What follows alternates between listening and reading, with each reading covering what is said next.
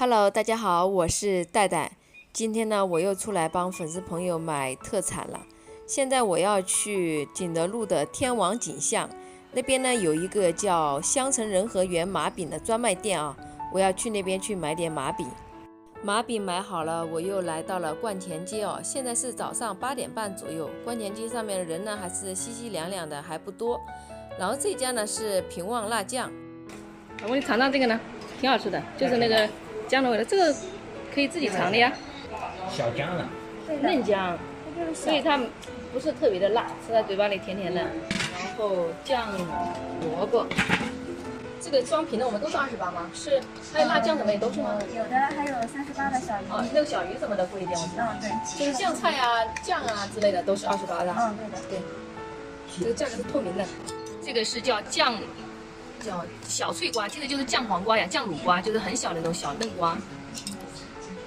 这个都是现装的啊，夏天吃这些菜挺好吃。这个呢是平旺辣酱，他家做的那个五香萝卜头已经断货很久了，今天我过来买的时候刚好有，我刚尝了一下也很好吃，脆脆甜甜的，不是那种咸，就是吃在嘴巴里面是带一点咸甜口的，很好吃，脆脆的。就是我们苏州人就是夏天挺喜欢吃这种萝卜头的，就是配上那个稀饭嘛、粥嘛。哦，这样子啊。它盖子里面有。盖子里面给它加热，然后就封起来了，密封起来了。哦，那这样是最好的。哦，它里面这个，它里面有个这个封口。哦，我说呢，我说塑料盖怎么会不封了？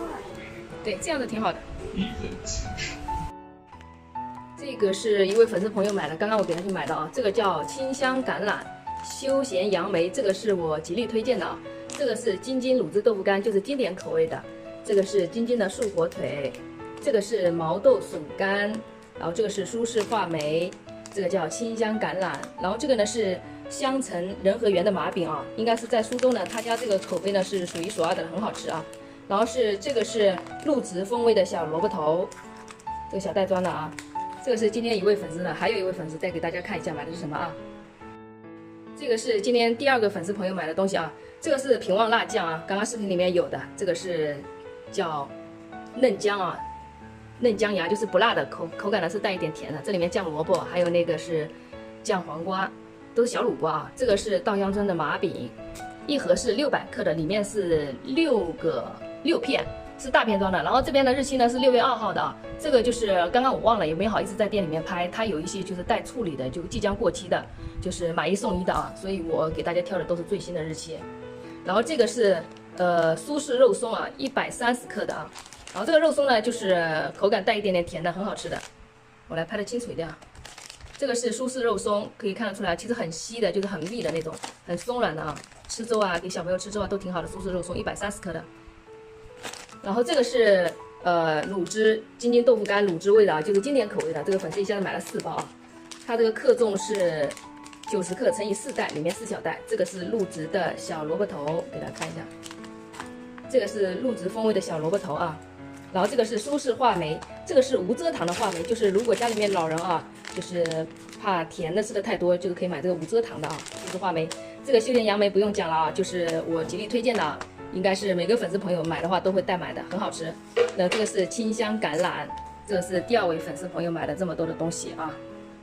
然后这个也是有发票的啊，上面都是有单价的，都是店里面的单价。这是我刚刚呢是9点36分，我刚买完了回来的。